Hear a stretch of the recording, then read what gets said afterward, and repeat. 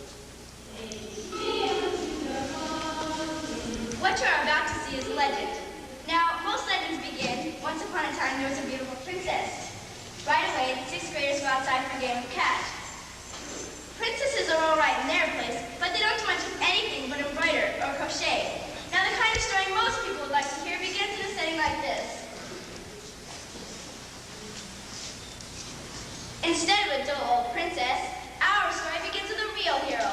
You've heard of Snow White and the Seven Dwarfs? Well, listen, as the sequel to Snow White comes to life. And here's the hero of our play, Josephine White. We call her Jo for short. And the title of our play is Joe White and the Seven Lizards. Once upon a World Series, there was a poor little overworked fat boy named Joe White. Now, Joe White wanted to become the player of the year, but she didn't stand a chance. There were always those voices. Joe White, get to work, clean off old plates, grab your fingers, tell me to batting practice. Joe White, turn up the bat. Joe White, sound the fanfare, here comes the rare tiger.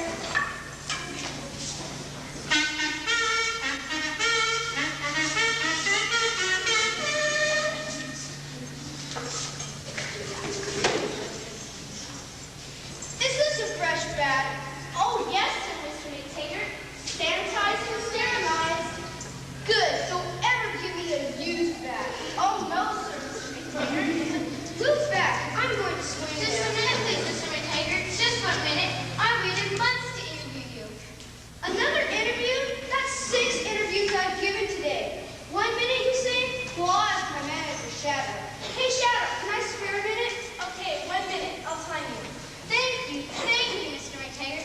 Now there's one thing that millions of fans are eager to know. You never go to spring training and you never practice, but you're the player of the year. How did you manage that? I'm a natural. You only have to look at me. Why should I go to spring training? It interferes with fishing. And another thing, how do you keep in shape? It's a well-known fact you eat 20 ice cream sodas a day, and yet you batted 400 this year. How did you do it? I'm a genius, of course. G-E-N-Y-U-S-S. Genius. Maybe, but your fans seem to think you have a secret. A secret? Well, now as a matter of time. Isn't that a shame? Time for you to go. Batting practice is over. But you haven't hit the ball once. Oh, I don't come to hit the ball. I just come to have my picture taken and give the fans cheering practice. All right, fans, I'll be giving autographs in the clubhouse. Yay! Hey, you! What, sir? My fanfare. I get fanfare coming and fanfare going. Sorry, sir.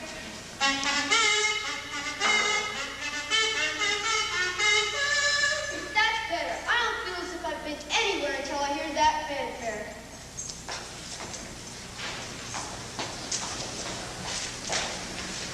And that's how it was down at the stadium. Joe White never had a moment to practice. From the time the sun touched the flag at the top of the stadium until it cast long shadows over center field.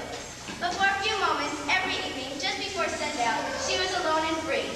How she worked. She practiced her overhand and underhand, high balls, low balls, slow balls, and fly balls.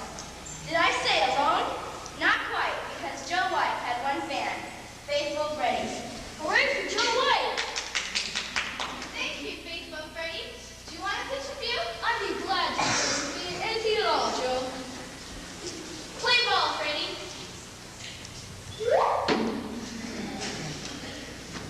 Look at that, Joe. It almost went past the fence. It should have been higher. Yeah, I guess it should have.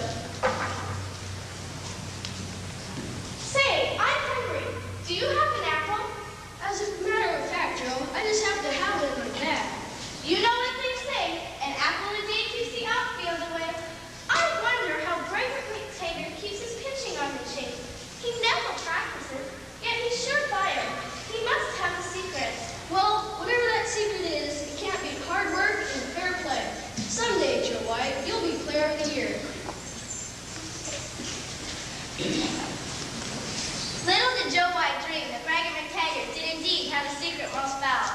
That same night, when all good ball players were asleep, Ragged McTaggart and his sneaky manager, Shadow. The World Series begins soon, Shadow. We have to find out a way to hex and hoodoo the Eastern Hemisphere team. Isn't it lucky I'm your manager, Master? You were a third-rate bench-warming pitcher before you found me. My magic and my magic alone made you player of the year. Remember how you found me? I'll never forget. Somebody threw a soda ball at the umpire, and I caught it. When I opened it up, there you were. My own personal genie, casting spells on the other team. Ha ha! Do you think anyone suspects that I'm the power behind the throw? Of course not. They only have to look at me and see that I am the greatest of the great, right? There's only one way to find out for sure. You mean there's a doubt? Who can know? The ghost umpire. What ghost umpire? The ghost umpire who haunts the World Series stadium. He watches the outfield. He stalks the infield. He hovers eternally over home plate. He'll know for sure. Get him. Ask him. I must know for sure. Ghost umpire, come. Come. You are summoned to appear for an instant replay. I come. I see all. I know all. I tell all. Go ahead, ask him. Umpire at the plate. Who is the greatest of the great? Take care, McTaggart, you've made an error. Your hex and hoodoo hold no terror. For a bat boy plays by night. Greatest of the great is young Joe White. No, I don't believe it. Not a bat boy. You better believe it. The ghost umpire never lies. Get this, Joe White. I've got to see her in action. Right away, Master. Joe White, come to the field. Joe White, come to the field. Joe White, come to the field. Joe White, come to the field. Stop that. I don't feel like standing here right now. So you're the famous bat boy. We've heard great things about you. You have? Well, not exactly great things. The fact is, I don't think you can throw a ball without dropping it. Here, pitch a few to me. Yes, sir, Mr. McTaggart. That's a used bat, Mr. McTaggart. Never mind, you head. Just throw. I can't wait to see you pitch. Play ball. Strike one. Beginner's luck.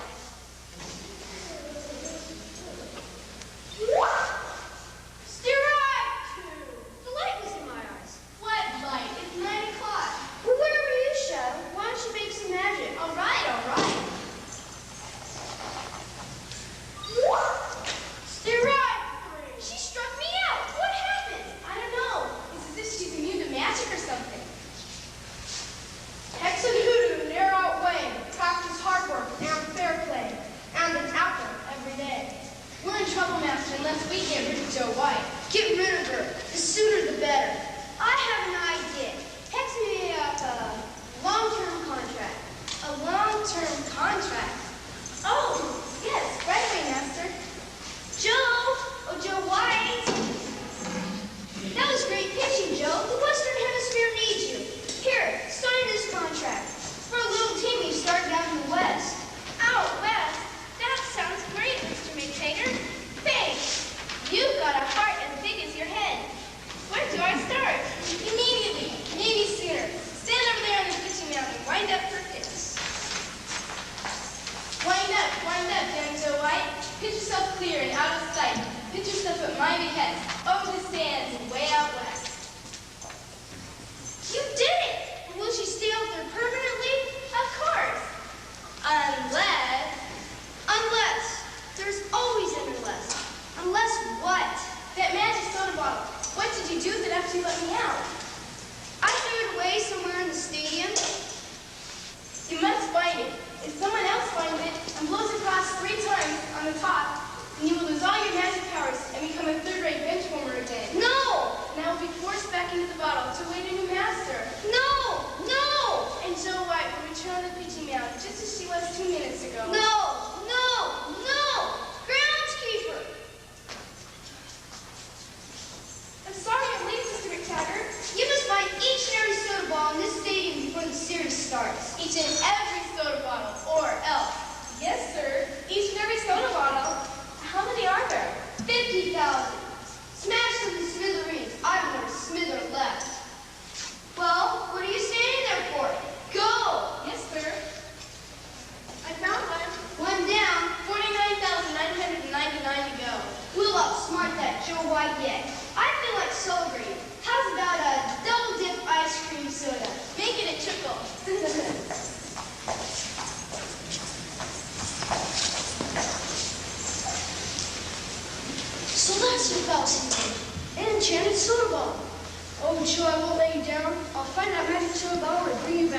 I promise.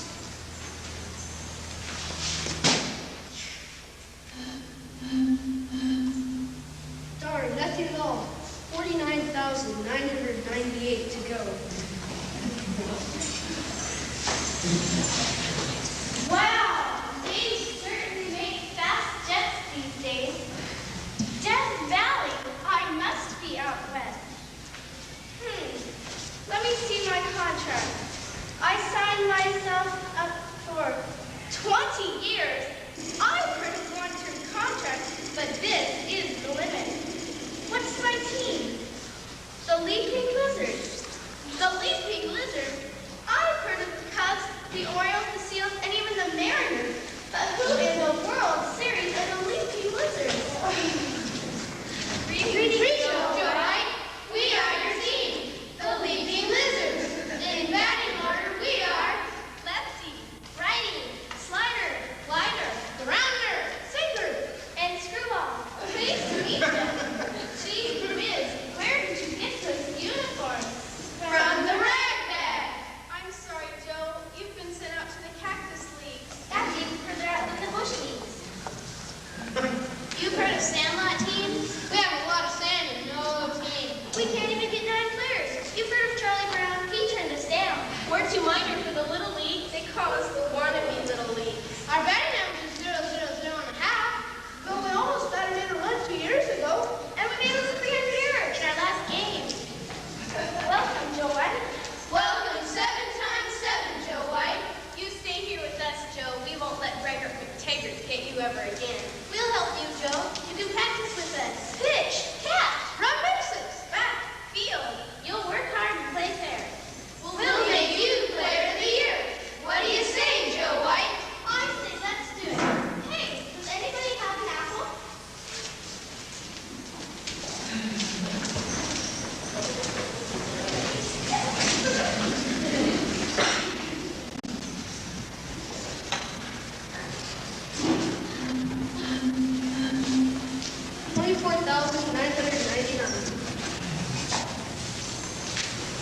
But I tell you, Mr. McTaggart, I am looking for soda bottles. I found exactly half of them. 25,000.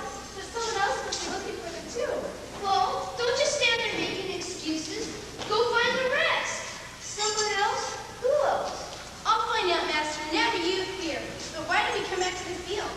Now that Joe White's out of the way permanently, I want to hear the good news from the ghost umpire. Summon him for me, Shadow. Right away, Master. Ghost umpire, come, come. You are summoned to appear for an instant replay.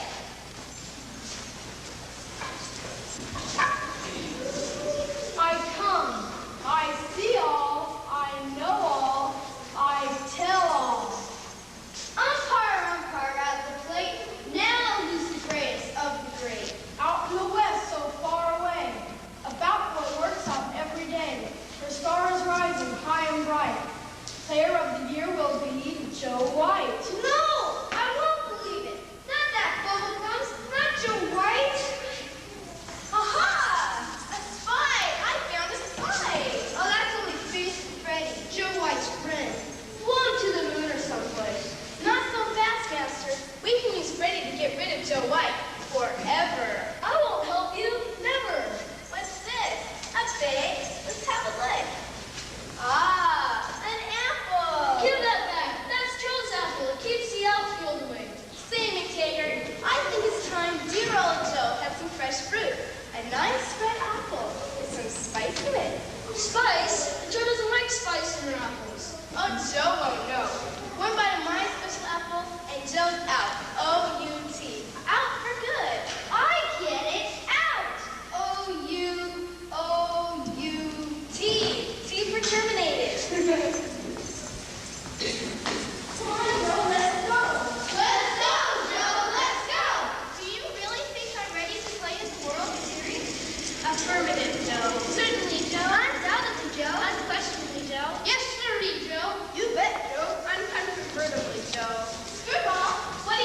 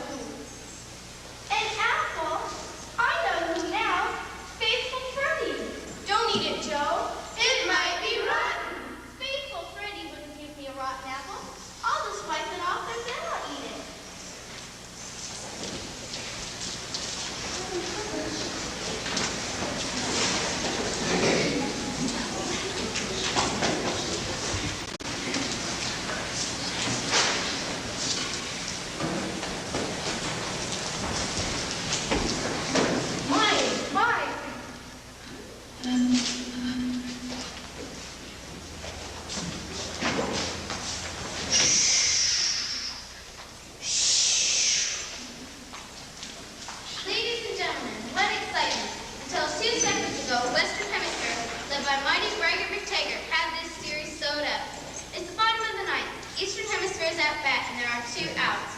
It should be a shutout. The score is Western Hemisphere 1, Eastern Hemisphere 0.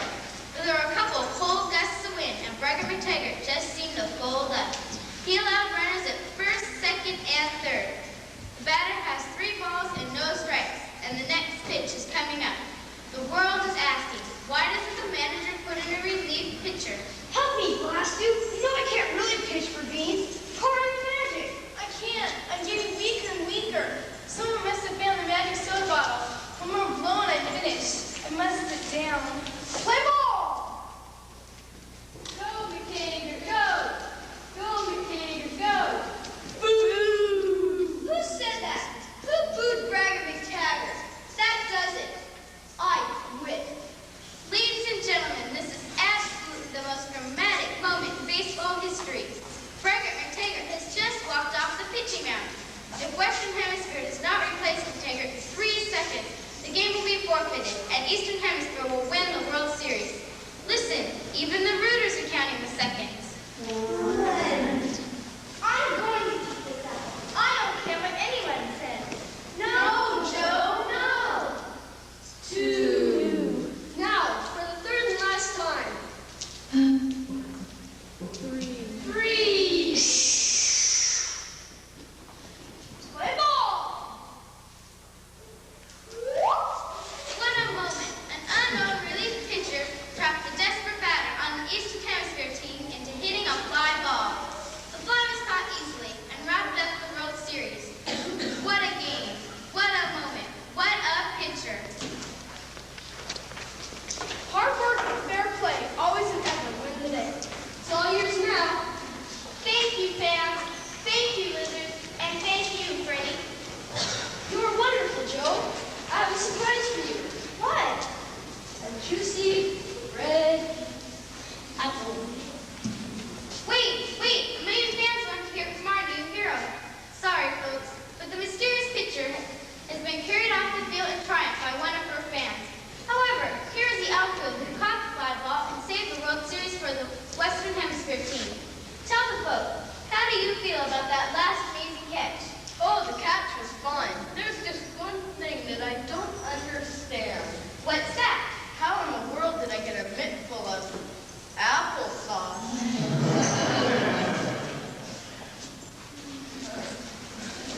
And that's the story of Joe White and the 7 Lizards. If you think carefully, you may remember having heard it all somewhere before. Oh yes, you may be wondering what happened to Shadow, the evil genie. Any more questions?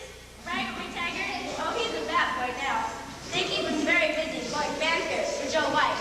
And as they say at the end of all good stories, that's the way the baseball bounces.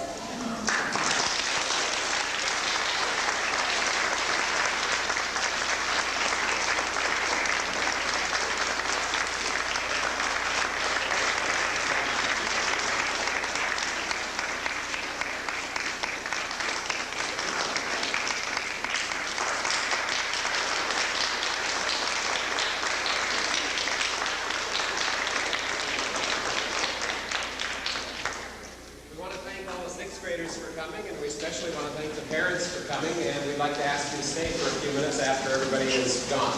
My class also stay. We enjoyed putting the play on. The rest of you stay seated.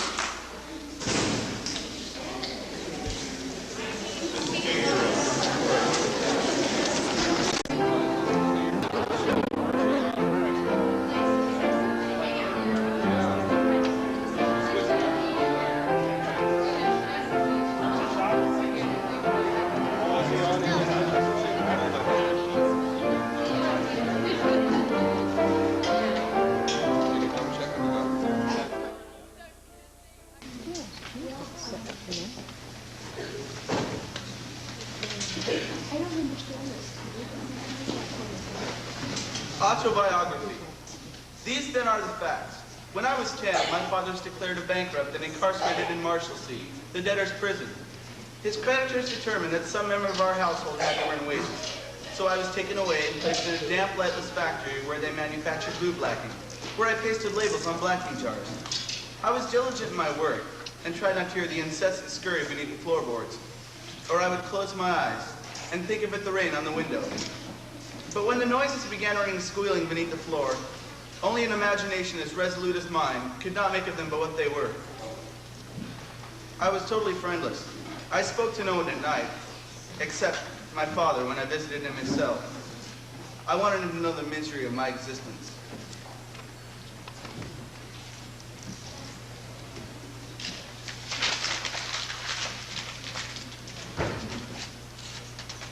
You're a most disagreeable child.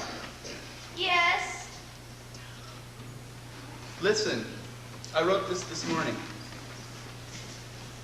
I am a grown man, or a grown man any writer comes to be. But more and more I find I must answer the whims of a small boy. He comes to me often as the days as I work. Listen, this is about you. He comes to me sometimes in the night, and though I am a man and he is only a boy, he compels me by some power to follow him. He guides me down ill-lit, constricted streets until I can smell the river. I know where he is leading me, and I stop as a dark structure rears up out of the night. No, I say, I would follow if I could, but I haven't the power. I turn and flee back up the twisted lanes, up away from the river. I push my way through a noisy crowd and see the faces and relations long dead. I shout to them, but they have no consciousness of me. I am carried along until I find myself in a mean little street in the Camden Town slum. 3 grotesque creatures are bickering with the proprietor.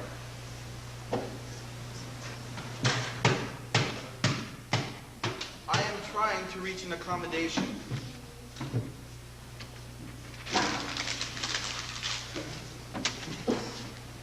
I found these last night rummaging about.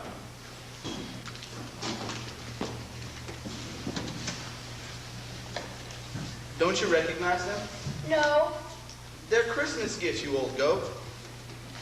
For all his faults, John Dickens knew how to choose a Christmas gift. Come see, they're yours too. Despite our poverty, the spirit of Christmas filled our house like a living giant. I can't seem to come up with anything that pleases you. Can't we be at peace? It doesn't become a man to war with children. They're a trap. What? The toys. No, they're not. Yes, they are. I simply want to make you a part of me again. Won't you come to me? No. What would you like me to do? Stand on your head. I will not stand on my head. Sing a Christmas song then. Very well. Oh, come, all ye faithful. This is ridiculous.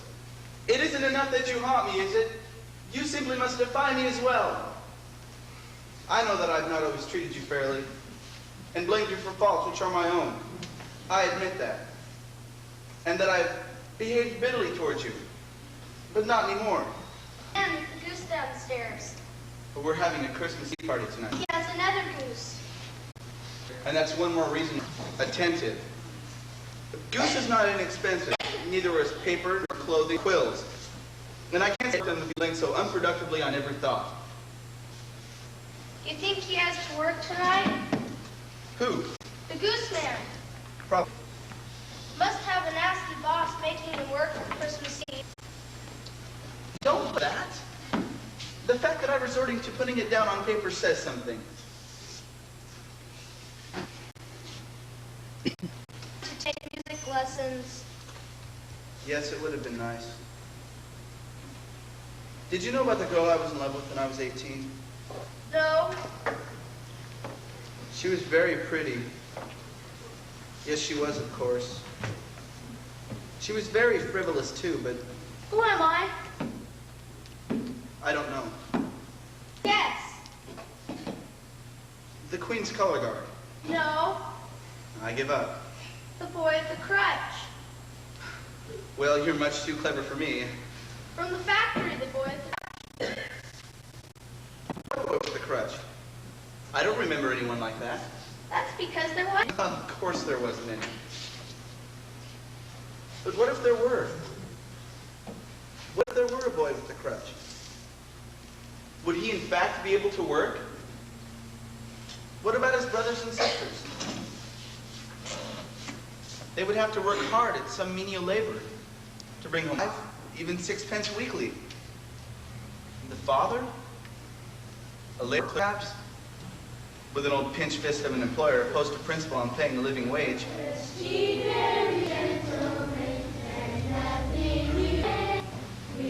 A partner.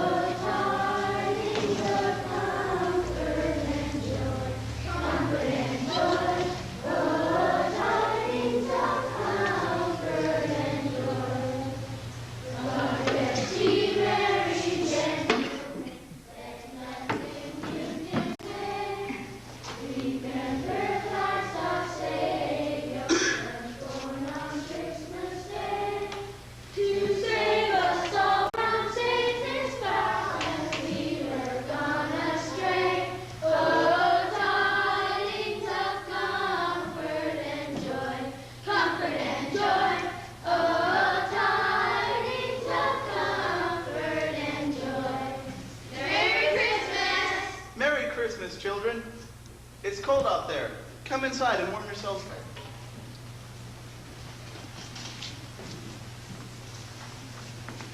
And now how about some hot apple cider to warm your insides? Yes, please. Yes, please.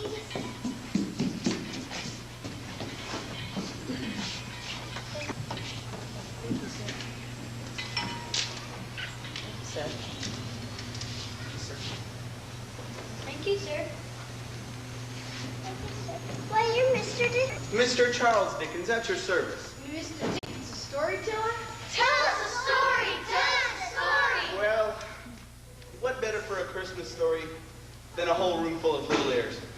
Make yourselves comfortable. And now let's see. Mr. Dickens, you must have to tell us. It's Christmas. I'll tell us the story if you like. What an idea. What a fabulous idea. Children will all tell a story. Vision.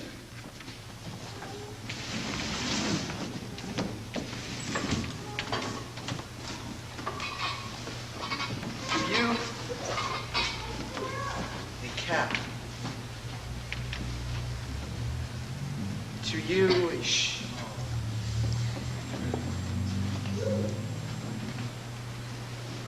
To you,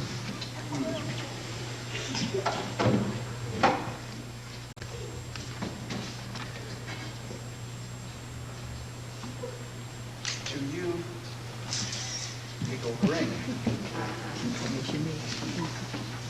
To you,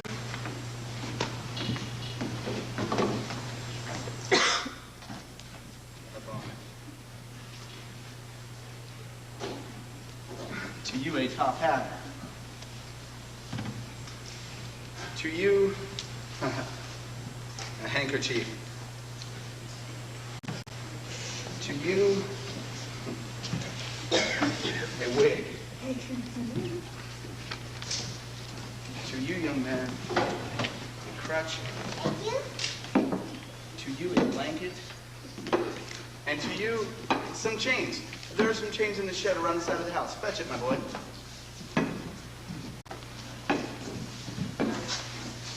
Make use of the items I've given you, giving a unity to our work. Carry them to the entire tale. Use whatever you like in the room. Use the furniture. Use each other.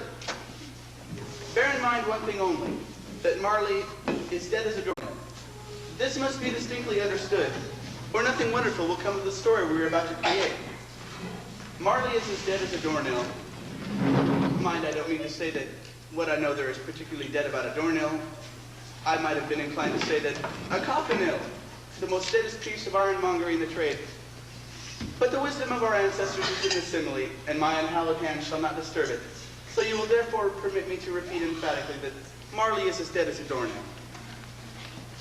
Scrooge knew he was dead. Of course he did. How could it be otherwise? Scrooge is his sole administrator, his sole friend, and his sole mourner. And even Scrooge is not so terribly cut up by the sad event. Being an excellent man of business, he solemnized the occasion with an undoubted bargain. Scrooge never painted out old Marley's name. There it stood on the warehouse door years afterward. Scrooge and Marley's. Once upon a time, on all good days of the year, Christmas Eve, Scrooge sat busy in his counting house. It was cold, bleak, biting weather. The clock's only just gone 3, but it was quite dark already. The fog came pouring in at every chink and keyhole. Oh, but he was a tight-fisted hand at the grindstone, Scrooge. A squeezing, wrenching, grasping, scraping, covetous old sinner. Hard and sharp as flint, from which no stone had ever struck out generous fire. The cold within him froze his old features, nipped his nose, shriveled his cheek, made his thin lips blue, and spoke out shrewdly in his grating voice.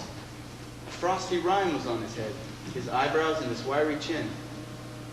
He iced his office in the dog days, and he didn't thought 1 degree at Christmas. A Merry Christmas, Uncle. God save you. Bah! Humbug! Christmas a humbug, Uncle? You don't mean that, I'm sure. I do. Merry Christmas? What right have you to be merry? What reason have you? You're poor enough. Come then. What right have you to be dismal? You're rich enough. What's Christmas time to you but time for paying bills without money? A time for finding yourself a year older done an hour richer.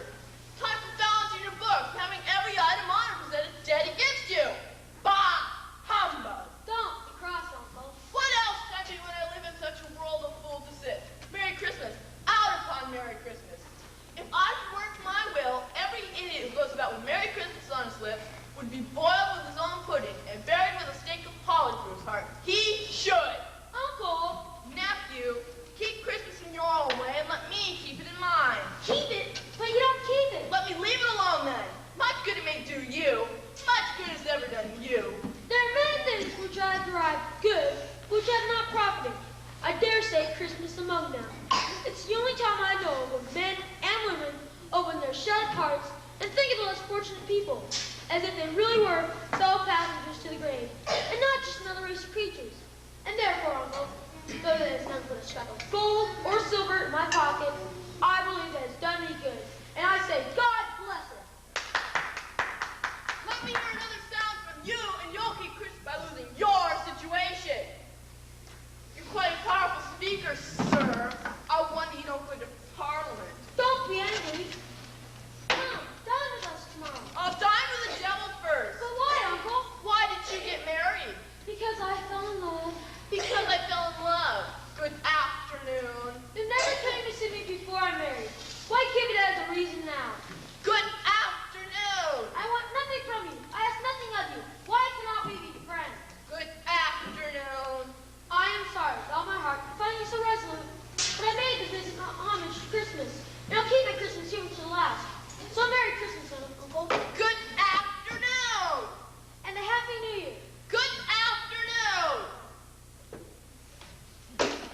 And you're another fellow, my clerk, with 15 shillings a week, a wife and family, talking about a Merry Christmas.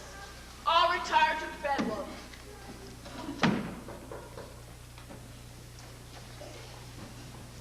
Scrooge and Marley's, I believe. May I have the pleasure of speaking to Mr. Scrooge or Mr. Marley? Mr. Marley's been dead these 7 years. He died 7 years ago this very night. We have no doubt his lived reality is well represented by his surviving partner.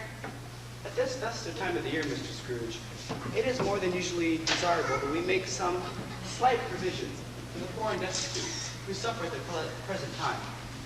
Thousands are of want of common necessities. Hundreds are of want of common comfort, sir. Are there no prisons? Plenty of prisons. And the workhouses, are they still in operation? They are. I wish I could say they were not. Oh, I was afraid from what you had said at first that something had occurred to stop them in their youthful course. I'm very glad to hear it.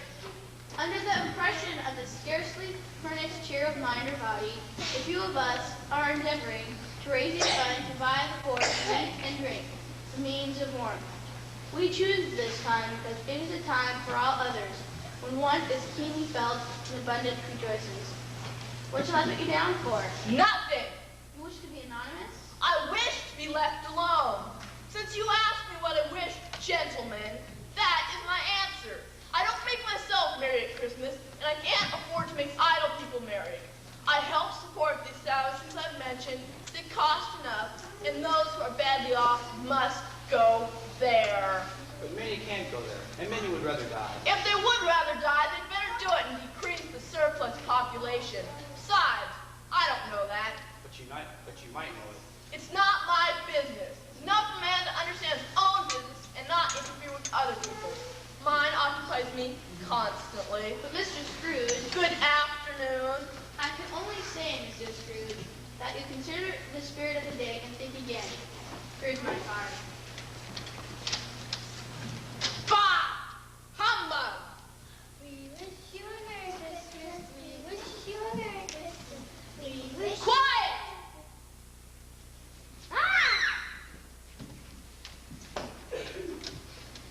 Beggars. Pests. You'll be wanting all day tomorrow, I suppose. If quite convenient, sir. It's not convenient. It's not fair. If I stop your wages half a crown, you think yourself ill-used. I'll be bound you don't think me ill-used might pay a day's wages for no work. But it's only once a year, Mr. Scrooge. A poor excuse for picking a man's pocket every 25th of December. I suppose you must have the whole day. Be here all the earlier next morning. Yes, sir. Thank you, sir.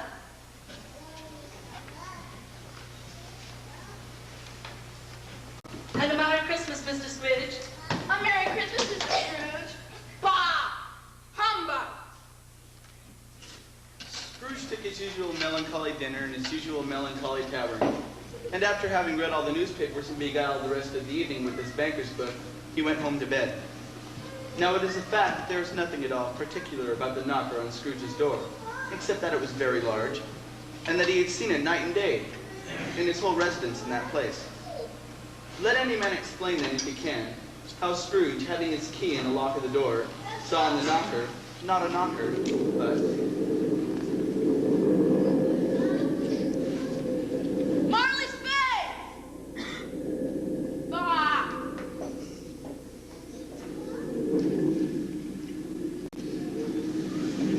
Humbug!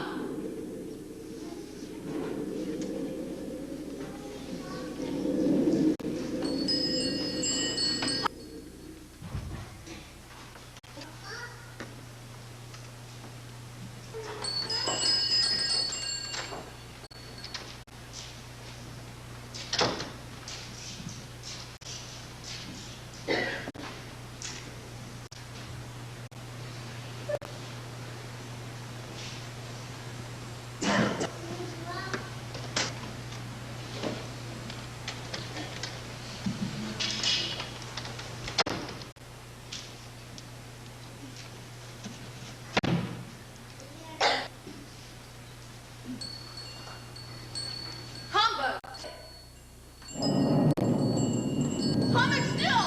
I won't believe it!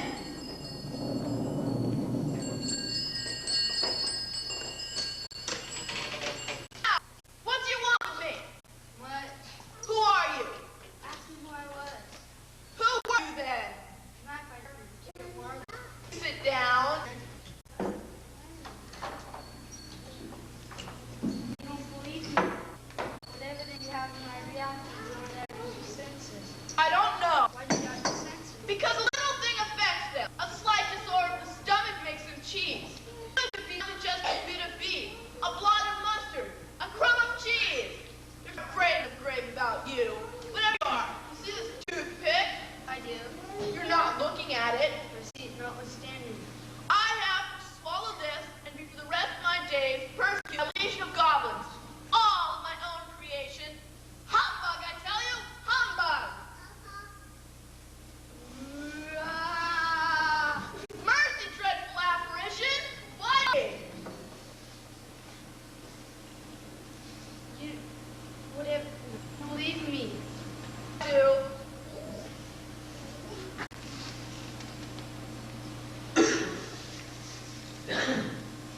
What brings you here?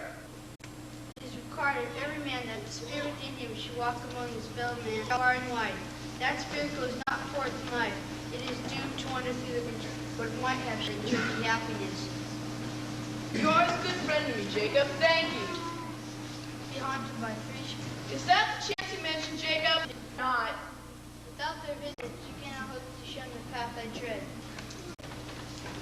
Looking down upon the people of this planet, fellow creatures sent you shut through life. Many known to you.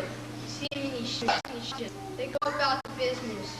Seldom lifting your eyes to the inhuman misery that surrounds creature who had no one gone his life. They interfere with human affairs and discover that they have lost their power forever. Captive bound in double arms. Not to know that any human spirit within kindly on its own finds its course life too short for its usefulness to mankind. Not to know that lots of eternal regret meant for our life's opportunities, misused yet such as expect the first spirit tomorrow when the bell Over, Jacob. expect the second upon the same hour, spirit upon the next night when the last stroke that toll has ceased to vibrate.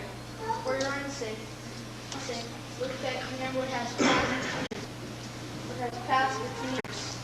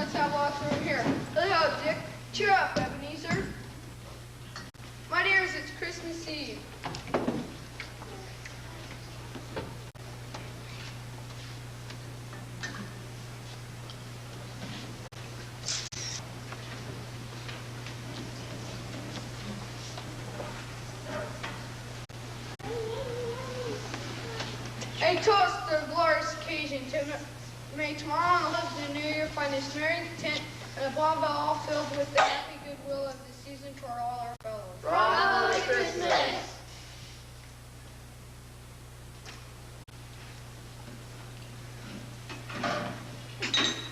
In honor of the great day have engaged service as the most renowned musician in the city of London. Her naval tricks over amongst the most splendid of instruments are too well known that I should relate them. You all know her. You are all no doubt acquainted with her miraculous capacity to raise the spirits of even the most mortuary contents. Ladies and gentlemen, I give you the highly valued... My, don't deserve it, really. Ladies and gents, the Christmas child.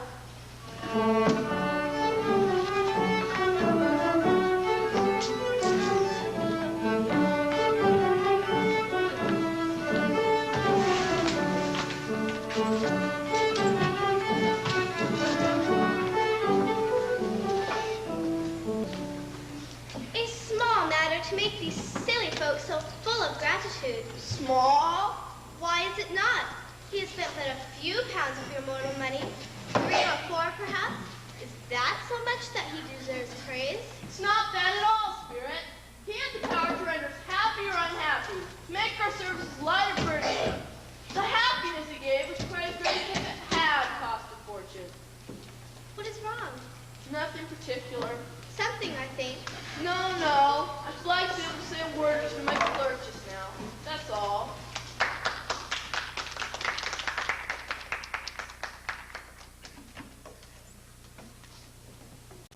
My dear, as the hours grow late to part, however, Mrs. Fezziwig and I have an announcement. An announcement of the most auspicious nature. Spirit, take me home! As you know, Mrs. Fezziwig had labored these many years to rear a very particular child. The fruits of our labor are most satisfactory, more than satisfactory, summed up in one beautiful bill. Now, at the very dawn of very ripe in beauty, she's surrounded to the walls of one to whom in this very room, one to whom I furnish shelter, food, and warm bed. A sore back and aching eyes, too. I'll not deny he's the hardest working man to balance a book to close the count. Come spring, our lovely Bill should wed the most industrious Ebenezer Scrooge. At the dance from the couple. Spirit, show me no more!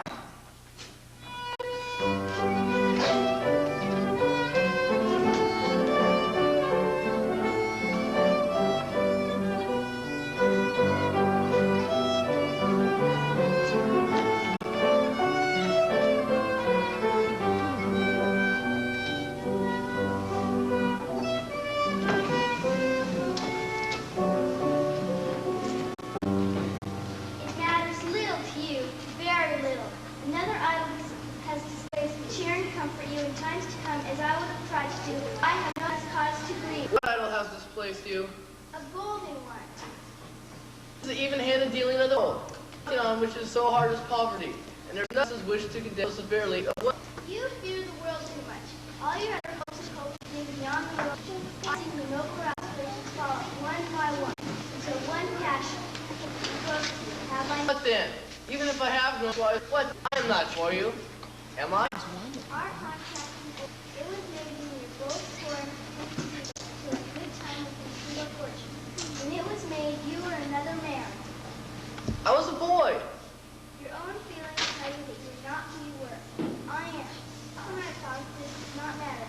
It's enough that I have us and can release you. If I ever saw it. In words, no. In what then? In change nature, altered spirit, and everything that made my life a worthy value in your sight. If you were free today, would you seek me out and try to win me now? You think not?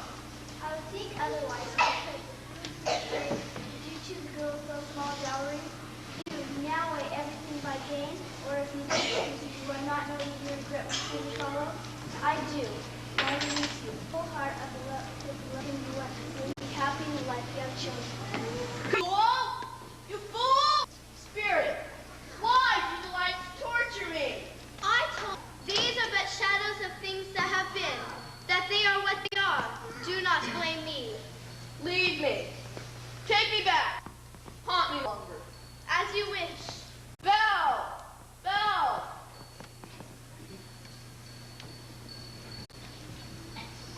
Where's the boy? I haven't forgotten. He's coming. Good. What do you think?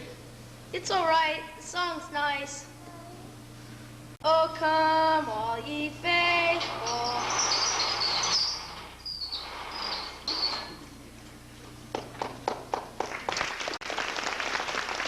trying to recall and mend his unpleasant past. Now, I don't mind calling you that he was ready for a good broad field of appearances, and that from a baby to a rhinoceros would have astonished him greatly. Now, being prepared for the bell tolled. 10 minutes, a quarter of an hour passed. Enter, Scrooge, in, and know me best. I am the ghost of Tawny. Have you known of me before? Never. And my family, my brother's born in these later years.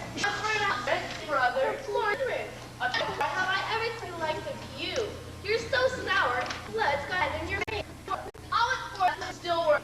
Tonight, if you ought to teach me, let me profit by it. Profit?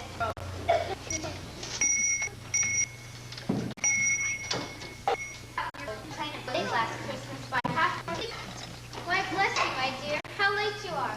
They keep on. We had a tremendous workshop clear morning. Working on Christmas Eve? Well, never mind. Here's Father coming. Hi, Mom. Hi, my dear. Merry Christmas, Father. Where's Arthur? Come on. Tell the families that all the girls will be staying. I guess we'll abide by a good judgment. But it hardly seems so we'll stay. I'm here. I can't stand you just for a joke. Well then, we're all together after all. Then it will be a Merry Christmas. Peter, the goose will be ready before we know it. The tent and the pudding with it. It must be done. What if it was church? As good as gold, and better. Somehow, he gets thoughtful sitting by himself so much. And he thinks the strangest things he'd ever. He told me they helped the people sign in church because he was a grateful message to them to remember upon Christmas Day who made lame beggars walk and blind men see. Then I trotted us round the toy shop windows where he goes the longest time in toys. Sensing his spirits beginning to droop, I got up straight away to Cornhill Street, where, in honor of Christmas, 20 times. Right you are, Tim.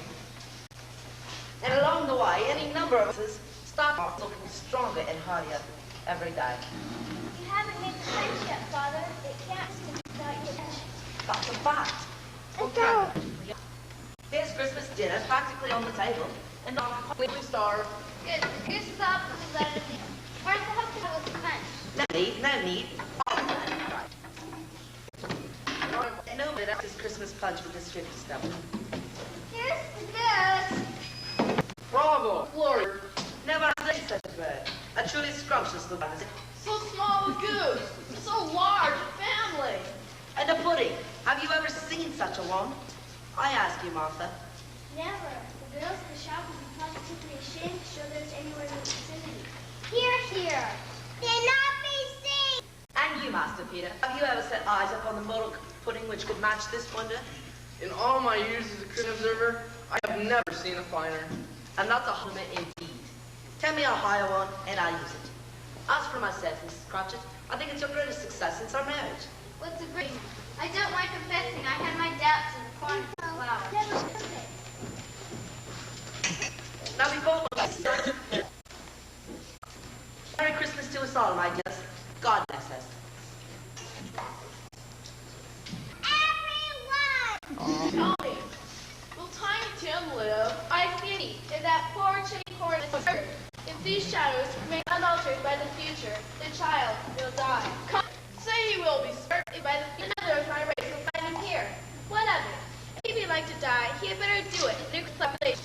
Man, if man you be, and where it is. We like it mentioned, and what mentioned it million. It makes. I'm the founder of I wish I had him here. I'd give her when we drink and help and feel it. my dear Christmas Day. Mistress. Should I? Compare all nature. He was to listen to and not to answer. I think he's a great deal less fortunate we are. 450 shillings a week, and he counts his belt. Those who are less fortunate, let us say grace. Go. I'm sorry for your name. Here. Do you not hear the tape measure of his employer? I cannot get in. No, it's not. I can't go. With it. He will cast his heart. I, spirit, I deny it. If any kindness is within it of its own accord, I have nothing to do with it. If kindness wishes to wither, it withers. Have you not seen nor heard? When we repent, little man, we have a long journey to make, and but but a short time in which to make it. Let us see another house with teeny pretties.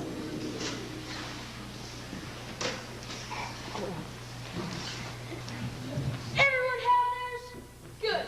The place on this should be boiled and buried with the stake of heart through his heart. He should. And be buried with the stake of holly through his heart. He should. And as I lived said, Christmas was a humbug. He did too. More to him, friend. He's a combo, though true. Though not as pleasant as he might be. Though his offenses carry their own, and I'll have nothing against him. I'm sure he's very rich. At least tell me so. What if I did? Make himself comfortable with it. He doesn't do any good with it. And not thinking would benefit us with it.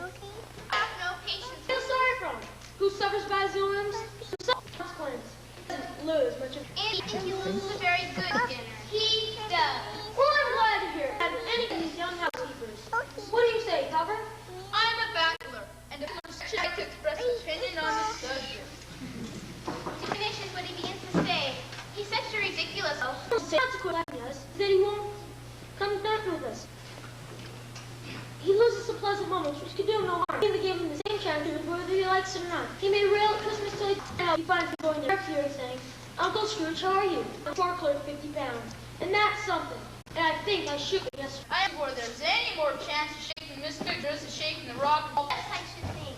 It seems like you're sir, or am I mistaken? Not mistaken at all. Dear, I pledge you. I use the only course of preventing Topper from playing his violin. Since I made the pledge over the phone, you really must oblige. Any pledge is your pledge for one.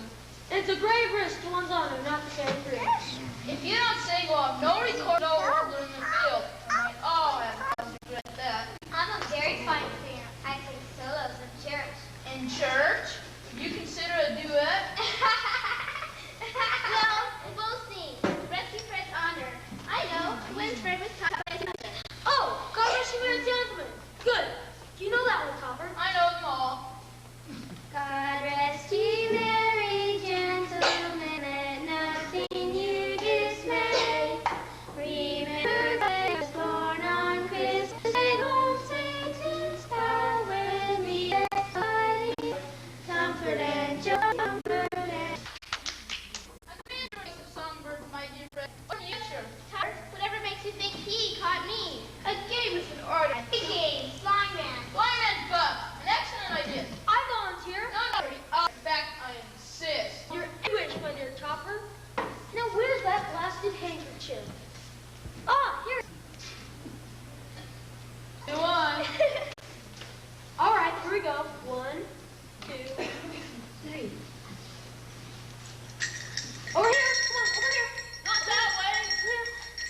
Who can this be? Well, well, well. I really had no idea. I thought dear old Mrs. Fred. No, he didn't, Fred. No, he didn't. He knew who was all along. Cheater. Another, let's sit down. A word game, then. My top short. But there's another game, Spirit. One more game. If you wish, you may not find it as amusing. Called yes and no. I think it's something, and you have to guess what it is by asking me questions. All right, I've got it. What is it? Is it a living thing? Yes. Is it an animal? Yes. Is it a tame animal? No, it's rather disagreeable. Is it a savage then? Yes. In my opinion, no. Though some may differ on that point. Does it meow? Definitely not. That rules out cats. Stop. Does it growl or grunt? Yes, I think it does both. I'm stumped. A brilliant boy. Fred. Does it live in a drum? No, at least I don't just do it. What does that mean? My needle. Is it London? Street? It? Not that I've ever known. Heavens, no. Or a horse, then. Is it a I'll go down near the exchange. What animal is found in the exchange? Is it a sociable creature? Most. 1, 2, 5. Is it an ass? How can it be an ass, you goose? An ass is lead. No. It growls. Lives in London. Walks the street. Is disagreeable and unsociable. I know it! I know it! I found it out, Fred. I know it now. A tax collector! It's your Uncle Scrooge. Well, if that's the case, then your reply question, is it a bear? I've been. Please, not a bear. No, a negative answer was sufficient to divert our attention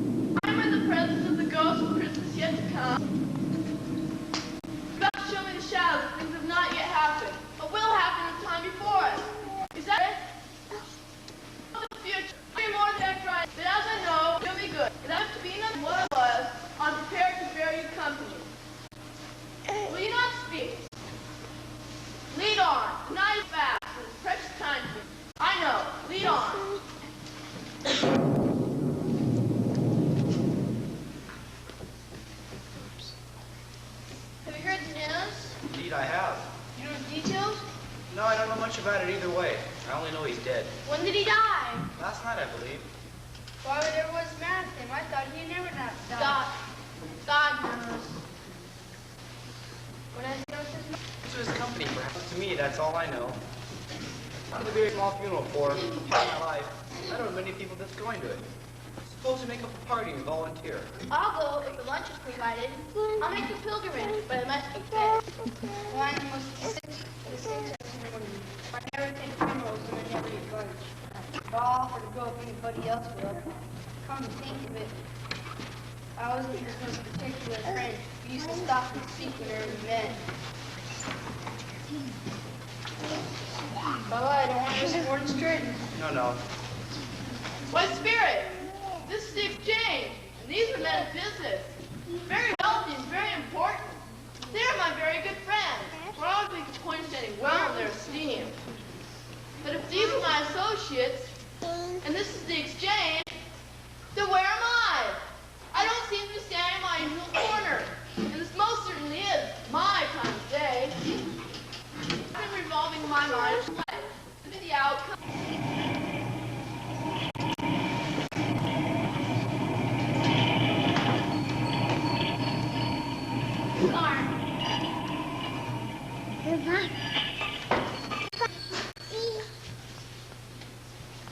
Since the trial woman will be first, and the honest ceremony second, that the undertaker third. Hey! Look here, old Joe. If we haven't already met here without meaning it, Couldn't have met in a better place. We're well matched. We're all suited to our call. since I always did. That's true indeed. No man more so. Don't stand still. I should hope. Not. Showing that, if you want to explain why was the natural's lifetime that struck a instead of gasping out there alone? It's a truth on him. The wicked examines I speak first, not for them to see it. We knew pretty well that we were helping ourselves before we met here. I believe that, Uncle Joe. No, my dear, you met Jeremiah first. That's what I've always admired in you all these years. Well, these all haven't seen the likes, at least. That's your account. They wouldn't give us sixpence more of us to be foiled, do you? Why? Don't try nothing no more. Next, I'll be next. Them tonight's items fairly used. Don't suppose he ate up a minute. Probably thought they were too valuable running against his town. These ain't bad. Rather influence.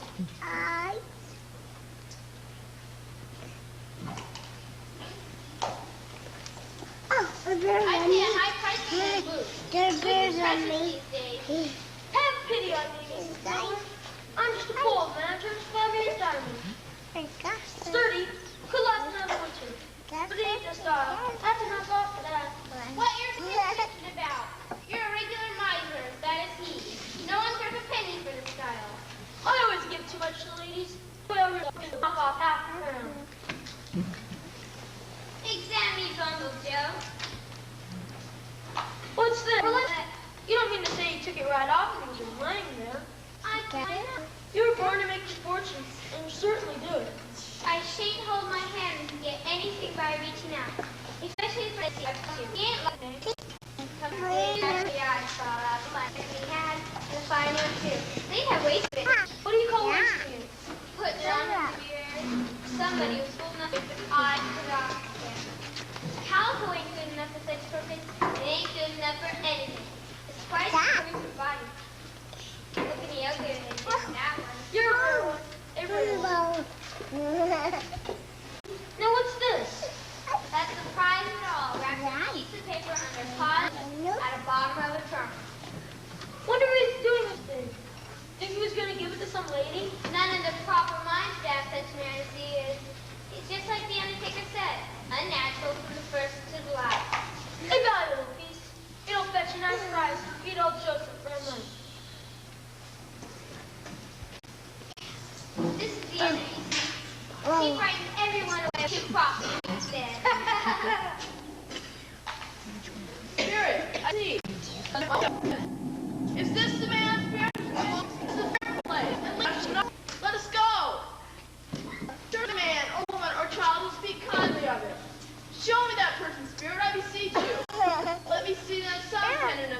to the deaf, and the dark chamber.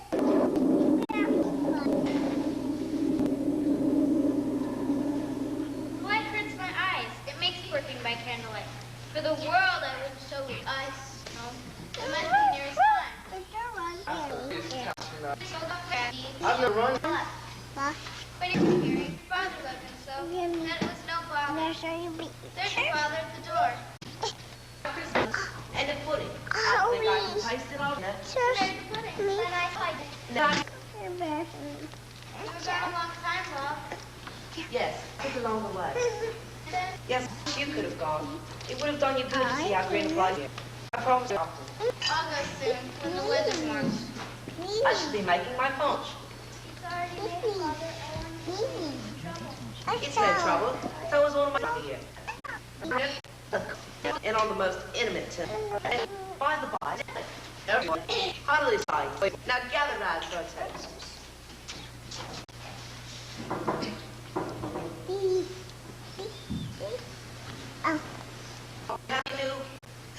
Poor little boy. Spirit, isn't the boy had to die? Then I'm parting over. Tell me, the man was out and saw I'm dead.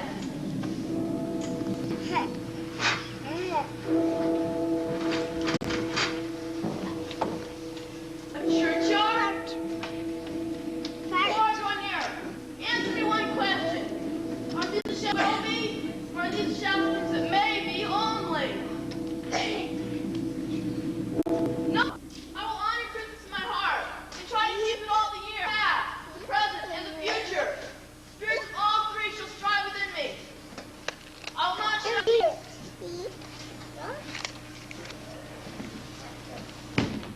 I will live in the past, present, and the future. Past, present, and the future. Past, present, and the future. I'm alive! Alive! No. There's the door by which the ghost of Jacob Marley entered. There's the saucepan the gruel was in. There's the corner in which the ghost Marley. Heaven and Christmas time be praised for this. Please. I don't know what to do. Feather. I'm as happy as an angel. I'm as merry as a school.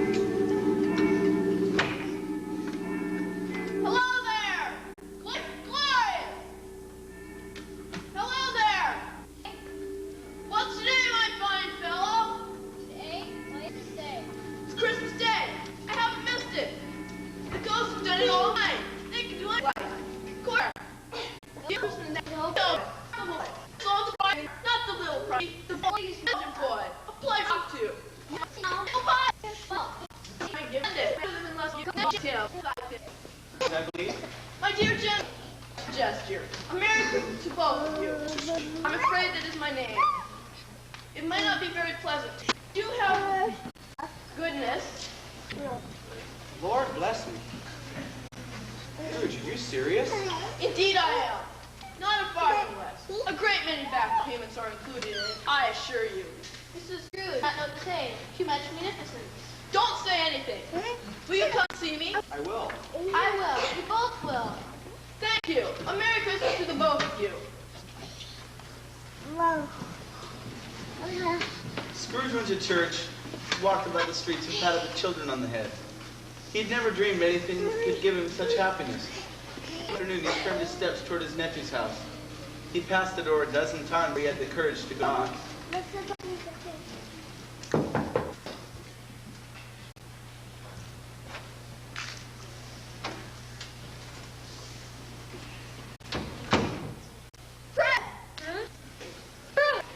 I didn't see he needed so does the whole game for that's the thing he had his heart set. The clock's 9. Well, he was a full 18 behind his time. Good morning, Mr. Scrooge. Good morning, Mr. Scrooge. What do you mean by coming in here this time of day? I'm sorry, sir. I am a bit behind my time. I should say you are. Step this way, if you please. It's only once a year, Mr. Scrooge. It shan't be repeated. I was making rather merry yesterday, sir. I'll tell you what, my friend. I'm not after this sort of thing anymore. And therefore, Mr. Scrooge, I... this very hour over a crystal of your special feather. Be done another Bob. Merry Christmas, Mr. Scrooge. I wonder what gift you are. Infinitely more. And a tiny time, he became as good a friend and man the old city knew.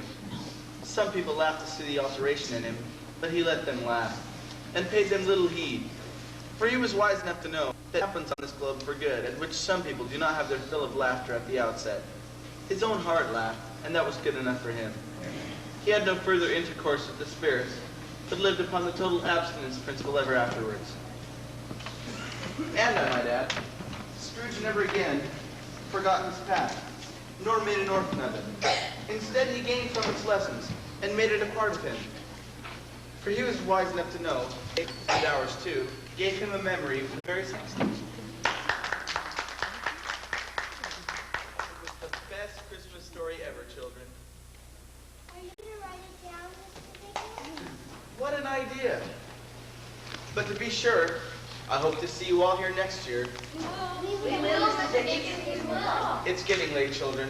You best be running home and hanging your stockings on the mantle. Good night. Merry Christmas. Merry Christmas, Mr. Dickens. Merry Christmas.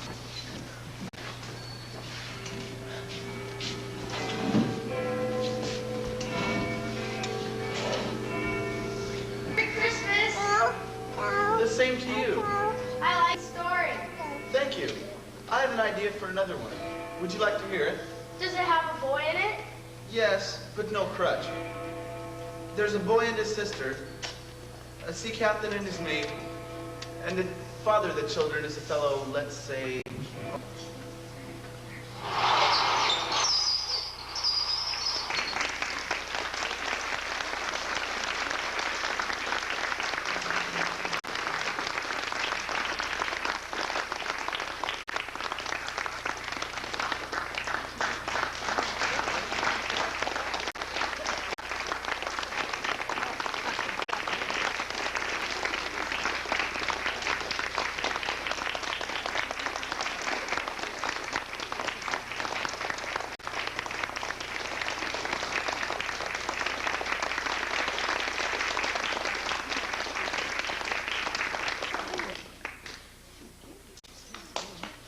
We'd like to have Tammy McKibben and Litter. It's all right. Come in.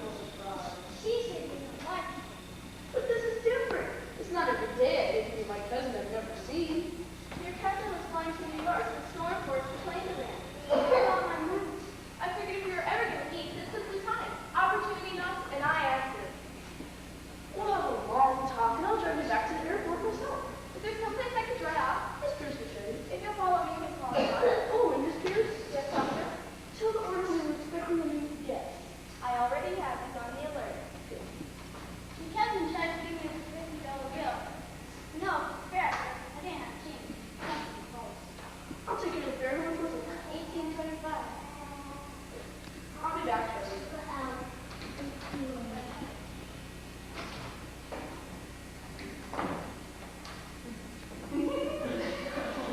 Hey!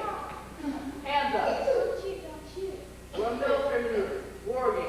You understand? Hush, hush. See this? I'm with the Red Army. The enemy is the Green Army. I figured the Green Army will attempt to occupy this house. They could use it for a command post. It's in a strategic location. You understand? Have you seen any military personnel wearing green armbands? No, honest, I don't know about things like that. How about you, baby? Someone is speaking. Someone is trying to make contact. What's the matter with her? I don't know. If you see anyone wearing a green armband, let me know. I'll be in the bushes. You understand? I need now. Where do you think you're going? You just got here. I'm in no mood to argue with you now.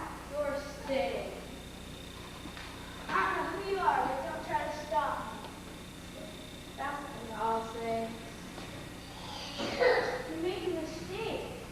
In a day or two, you won't even remember this. Did someone call my name? Here we go.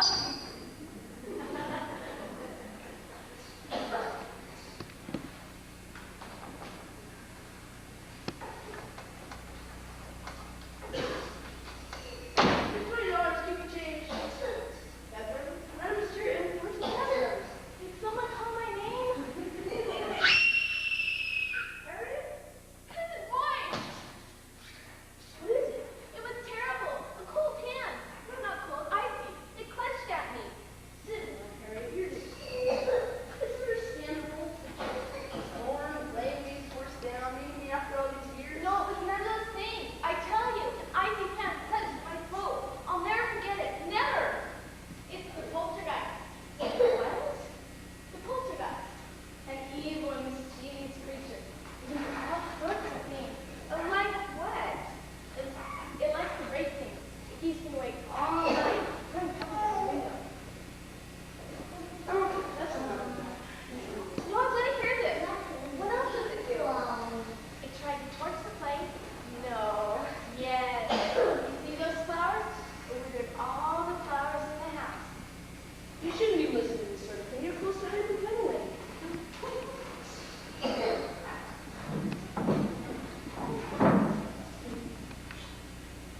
What's that? Come on, sir. Poke it first. You'll soon see. You guys want to take me down, Dr. Roy? You do believe in spirits, my dear. I don't know why David ever seen that hand. It wasn't attached to anything. Floating in the air. The poltergeist. No doubt about it. He's not. I thought we're supposed to be quiet about that. Then it's true? No, it's just like, well, what am I wondering? Patients just keep saying things that aren't really there. You're just dreaming the night. But the air out of my tires. Don't keep your jello hollow for the kitchen floor. Have you called the police? Please, that's not the question. Why? This asylum has a negative reputation with the locals. Think what they'd say if we found out that they had a genuine poltergeist on the premises. I hadn't thought of that. I can't lose this asylum. It's my whole life. I'll protect the next wellman is here. But the poltergeist is afraid. No need to remind me. What's that? Oh, don't worry. He's harmless. Take him below. Sure thing, Doc. What's the matter with him? He's sick. Very sick. Thinks he's a zombie. Zombie? It's merely a delusion. I'm trying to...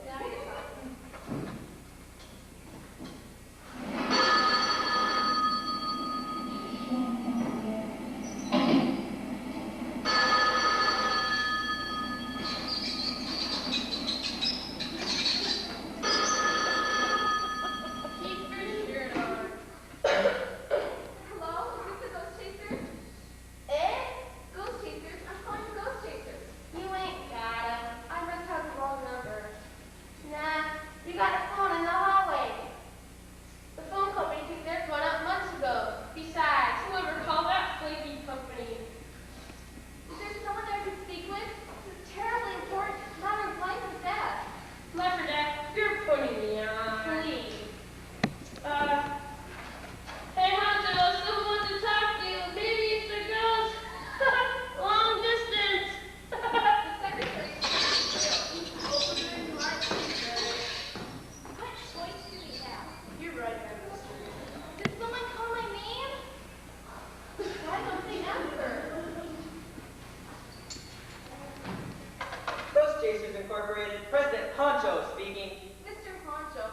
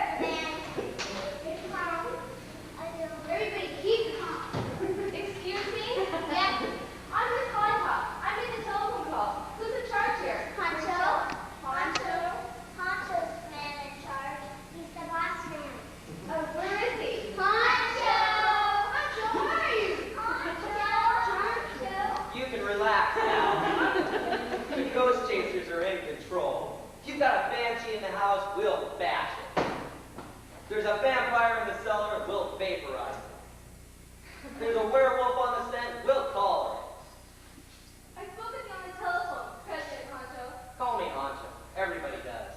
This is my cousin, Roy. How you doing, Doc? Not too well, I'm afraid. Leave everything to me. What we have in this house is serious business, young man. A genuine poltergeist. Did you hear that, class? Genuine. Wow, a genuine poltergeist. Hot dog. Let's get going. A genuine poltergeist is better than a phony poltergeist. Any day.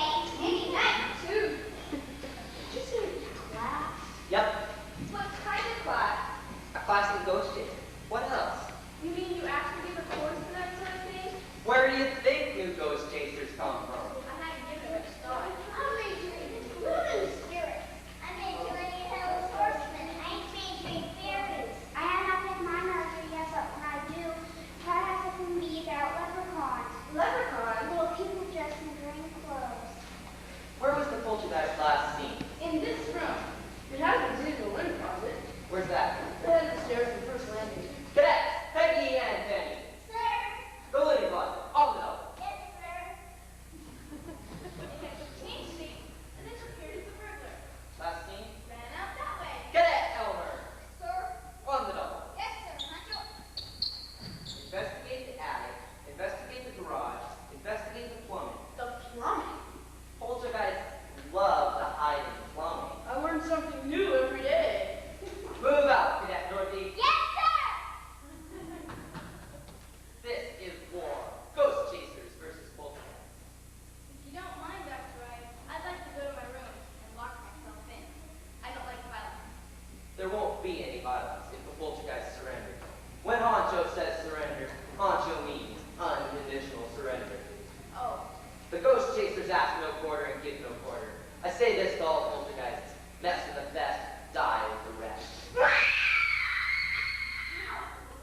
She's the sensitive type. I can tell.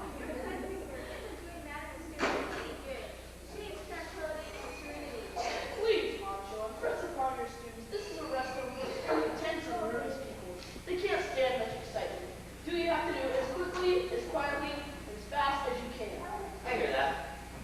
Hope we're doing the right thing, Harriet. I'm sure Tonto knows business.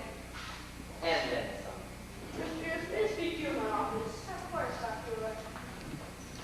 That's some truck you drive. It is correct, isn't it? It's a little invention of mine. Part tank, part tractor, part Edsel. I call it the ghost crusher.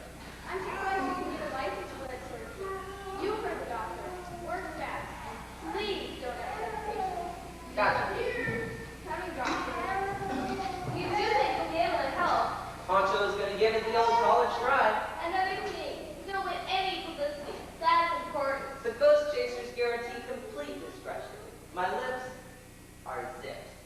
I've never had an experience like this before. Do you capture many poltergeists in Hingtown? You wouldn't believe how many. If you'll excuse me, I need to see how my cousin's getting on. He doesn't seem to be himself. You do what you have to do.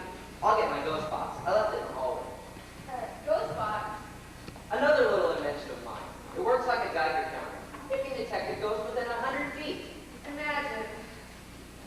Honcho, I'm listening. be careful.